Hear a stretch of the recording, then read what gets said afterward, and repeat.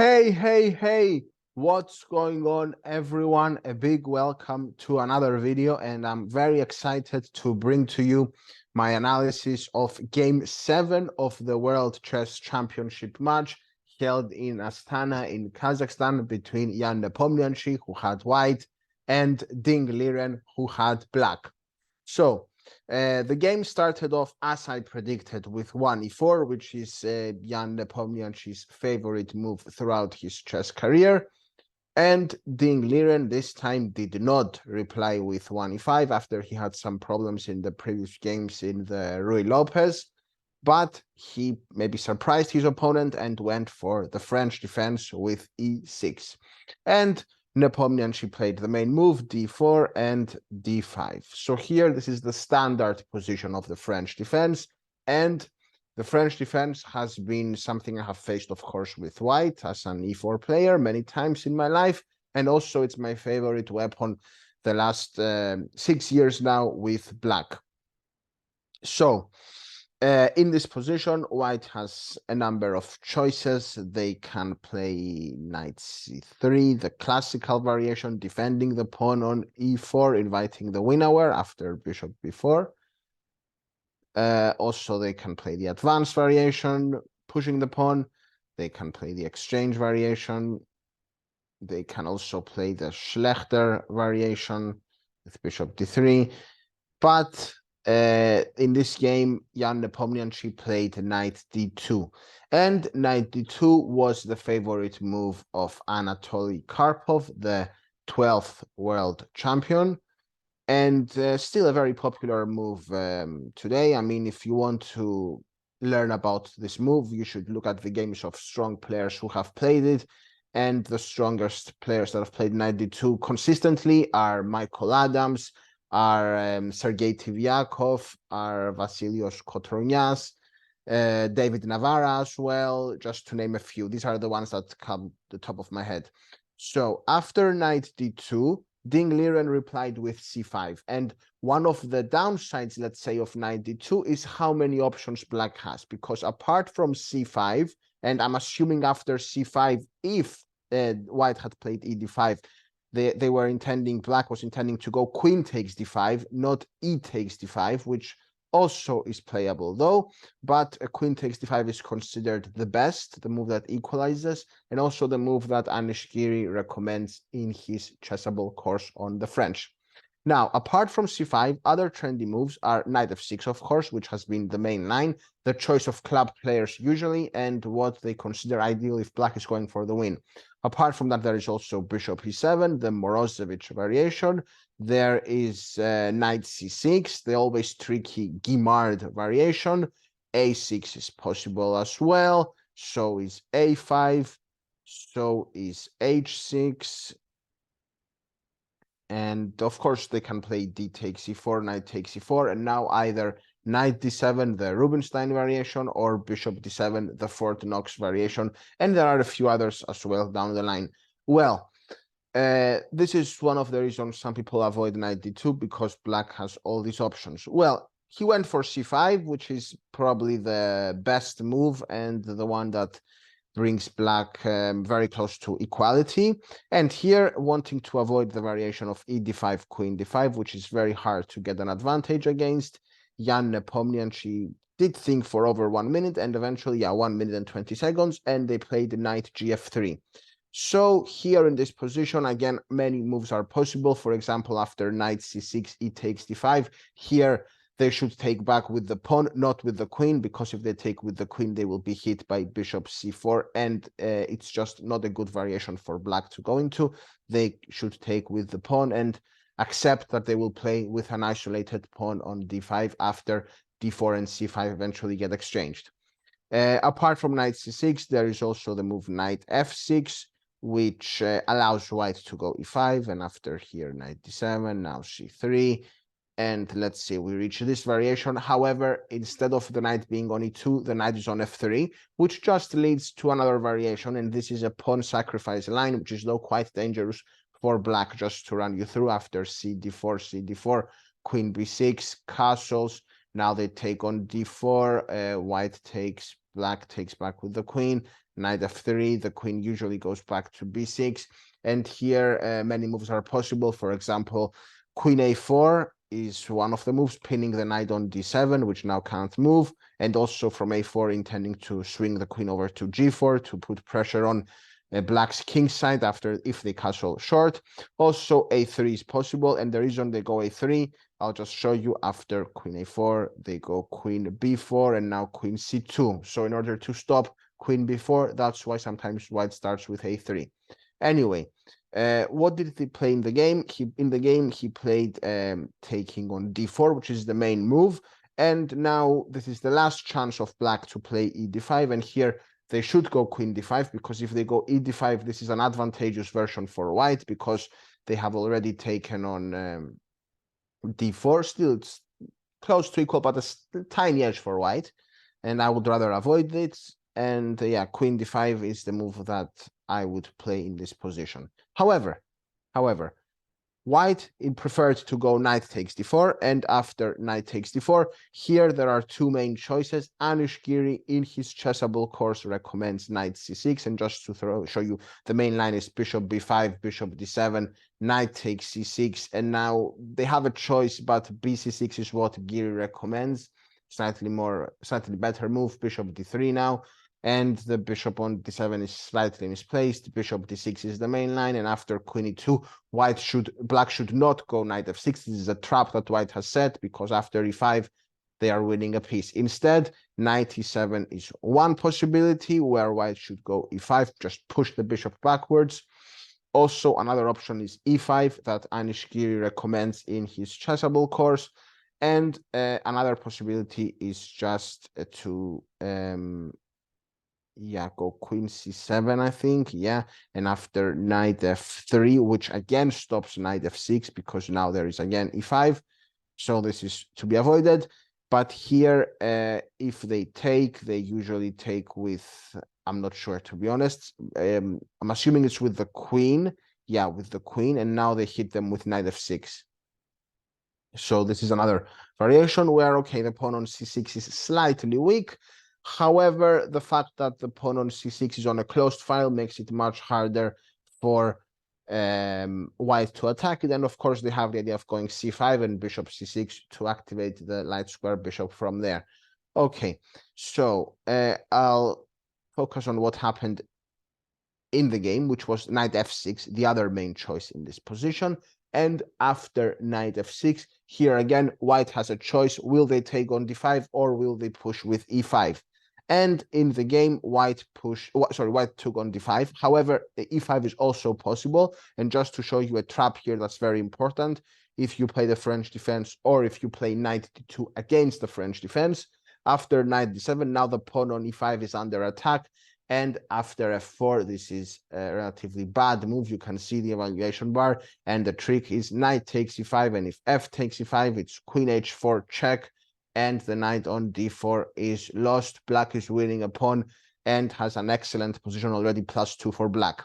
So what should they do if they fall into this trap? Well, they should play knight takes e6, bishop takes e6, f takes e5. And now after bishop c5, though, even though material is equal, black is significantly better, because the bishop on c5 stands very strong, stops white from castling, and this is a position that I would definitely prefer to have black, and I would definitely avoid with white.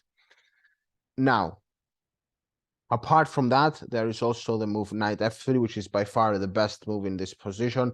The two knights now support each other, and the pawn on e5 is defended. And let's say knight c6, hitting the pawn. Now bishop f4 is the main move. And of course, if queen b6, hitting the pawn on b1, then I think white can just go rook b1 and defend the pawn. So this is, and of course, bishop c5 can be met by c3, just stabilizing. And this is an interesting position to play for both sides. So this was an alternative. And after e takes d5, the last major branch out, knight takes d5 is what was played in the game. However, there was an alternative after queen takes d5. And I have another opening video about a trap here. And in this position, after knight b5, threatening knight c7 check, knight a6 is played from black. and now knight c3 hitting the queen, and the queen can go to either d6 or d8. And if the queen goes back to d6, a3 is played to stop any knight before. Let's say bishop e7, and after queen f3, it might look extremely natural for black to just castle. However, if black just does castles, then bishop takes a6 wins a piece and the game for white. This was the game of Carlsen against Caruana. It was a blitz game. However, Caruana did fall into this trap, which means that anyone can basically fall for it. And a joke you can tell your friends if they fell into this trap, you can tell them, well, you played like Caruana. Well, okay. Now I'm getting into the point, and the point is e d5, knight d5 was played after knight f3. Now again, instead of bishop e7, the move that I was more familiar with was the move bishop b4. And after bishop b4, bishop d2 is the best move for white, and here black can continue, for examples, by castles, because the bishop on b4 is defended. And here c3 would be a normal continuation. The bishop would retreat and the game would continue normally. A trap here is that after c3 is a big mistake because of knight takes c3, which wins a pawn.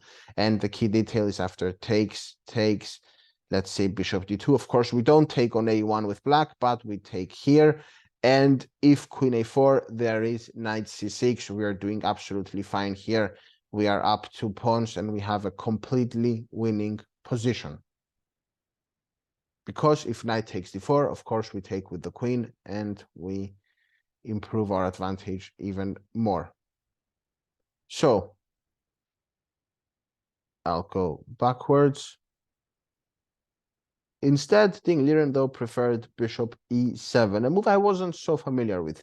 Bishop c4, okay, normal development for the bishop. Knight c6, knight takes c6, b takes c6, and okay, the pawn on c6 and a7 are supposed to be slightly weak. However, the thing here is that the knight on d5 is very strong for black to compensate for that, and both of those pawns are on closed files, so it's not easy for white to go and attack the pawn on a7 or the pawn on c6.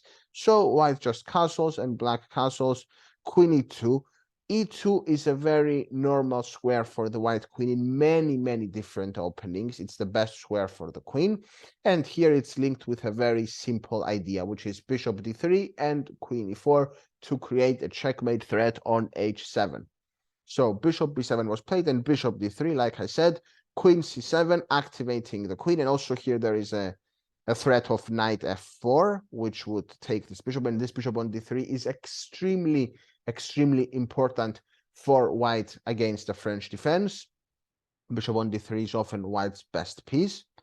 And queen e4, threatening the checkmate, and now knight f6, retreating the knight and defending the checkmate, and queen h4, a very normal square.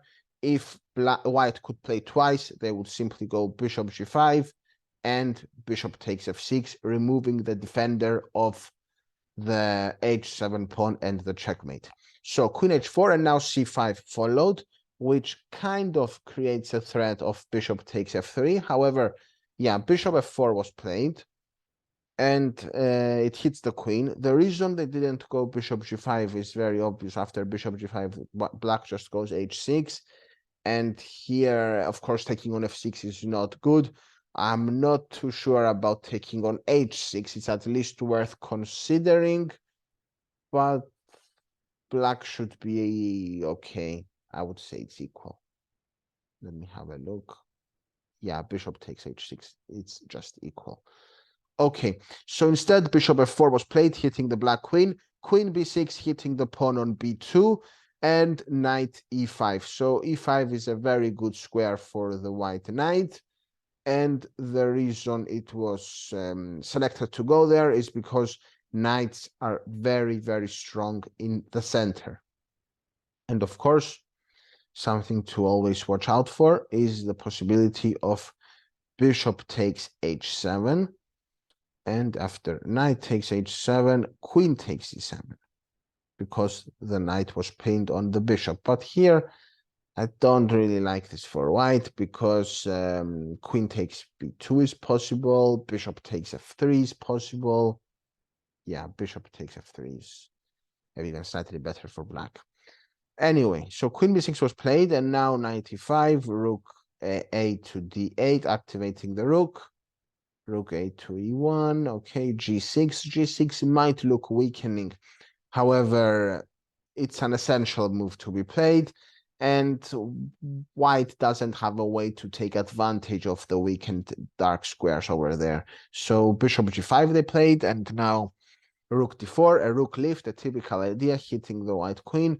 Queen goes to h3, and now queen c7. Okay. b3 is a typical move because it stops the c4 ideas. So yeah, b3 is a normal move. Knight h5, offering a trade of bishops. f4, and here maybe I'm assuming he should have taken on g5. Yeah, he should have taken on g5. My judgment was correct, because yeah, I know it opens the f file, but the bishop on b7 is very strong. f7 is defended. Okay, I think black is doing reasonably okay here.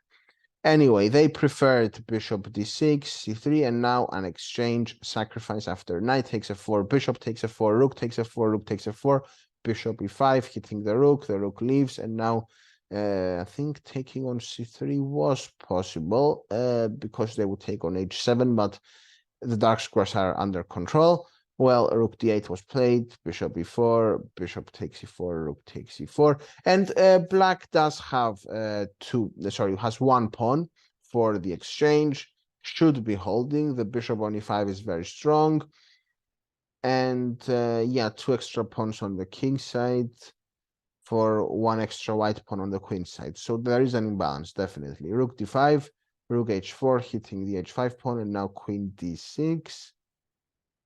Queen e3, and h5, solving the problems. And here even black stood better, and it's a shame that they lost. g3, bishop f6, rook c4, and now h4, gh4, rook d2, rook e2. And here I'm assuming the problem was time pressure, because after rook d3, then yeah, queen takes c5, rook d1, king g2, and there are no good follow-up here for black. Queen d3, rook f2, king to g7, defending the bishop on f6, rook f4, hitting the bishop once again, and after queen c3, I don't know, did he lose on time? Well, anyway, the position is completely lost here for Ding Liren, because after takes, white can just take on f7, and then they take, maybe they wouldn't take on a7, because let's say if here now taking on a7 might reduce kind of the advantage after bishop d4. Still, I know it's no, actually here it's okay, all is good, because here it's rook d7, and after rook d7, if bishop takes, then rook takes, and we are white is completely winning. So yeah, okay, so this was possible. There would be 2 pawns down then, and no compensation. And okay, I am assuming with only 30 seconds, I can see here that white lost, that white won on time, black lost on time. Ding Liren ran out of time here before they made the move queen takes c3, because they were before move 40, where they would get an extra amount of time added. Well, I think that the French defense went quite well here for Ding Liren. It wasn't the reason they lost the game. It was probably the reason of time trouble. And maybe the problem was that Ding Liren wasn't so familiar with the position, because he doesn't usually play the French defense. And because of that, it cost him too much time. That's what I would assume. That's what I would assume. Anyway, I hope you enjoyed the video. I hope you learned something new and you improved your theoretical knowledge about the French defense with the variations I showed in the beginning. If you're a subscriber, I will definitely catch you at the next video. I will be analyzing all the games of this match. Of course, I might not be able to make all the videos exactly on time, because not only I have other commitments, but I will be also playing the Perth Congress, which starts on Friday, ends on Sunday, and then there is a trip back. So I might not make the videos on time. However, I'm planning to analyze every single game from this match. And yeah, I'm looking forward now to game 8, where Ding Liren will have the white pieces. And I'm curious to see which move he will play, if he will go for d4 or c4, maybe knight f3. I'm expecting one of those three. I'm not expecting Ding Liren to go e4, but we will see. Okay, well, thanks again for watching. I really appreciate you for watching until now, until the end, and I will see you at the next video. Goodbye, and thanks again for watching.